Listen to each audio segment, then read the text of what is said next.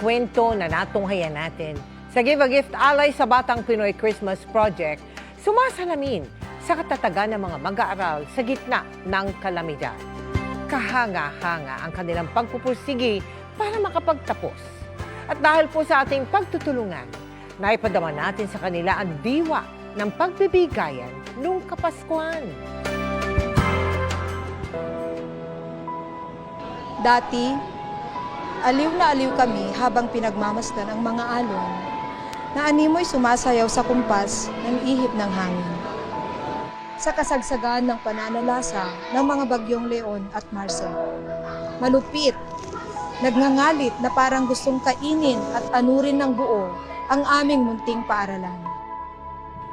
Ito ang tula na sinulat ni Teacher Roselyn tungkol sa mapait na pinagdaanan ng kanilang eskwelahan sa Gonzaga, Cagayan dahil sa bagsik ng bagyong Marce.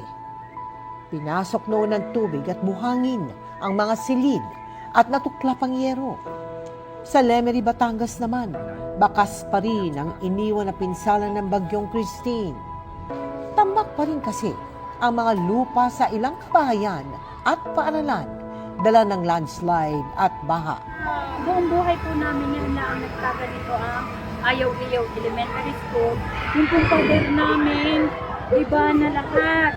Sa kabila ng mga pagsubok na ito, hindi natibag ang pangarap at pagsusumikap ng mga estudyante. Para maibsan ang trauma ng mga batang naapektuhan ng bagyo, nagbigay tayo noon ng mga regalo sa 50,000 kinder hanggang grade 6 students sa bansa sa ilalim ng Give a Gift Alay sa Batang Pinoy Project.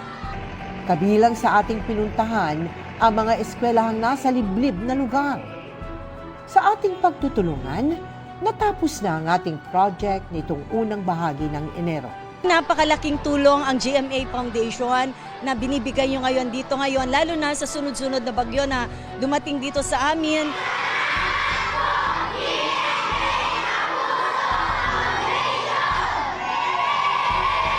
At sa mga nais na magtumulong sa aming mga project, maaari po kayo magdeposito sa aming mga bank account o magpadala sa Cebuana Luwalier. Pwede ring online via GCash, Shopee, Lazada at Globe Rewards. Mga kapuso, patuloy pa rin po ang aktibidad ng Bulkang Canlaon sa Negros Occidental. Kaya sa mga nakatira malapit po dyan, magdoble ingat po kayo. Bilang protection po sa ashfall, ang GMA Kapuso Foundation at Mesibis Foundation ay namahagi ng mahigit 300,000 N95 face masks. Sa ngayon, nakapagbigay na po tayo ng mahigit 28,000 N95 face mask sa Rural Health Unit ng La Castellana. Nakatakda rin tayong mamahagi sa bayan ng Bago at La Carlota.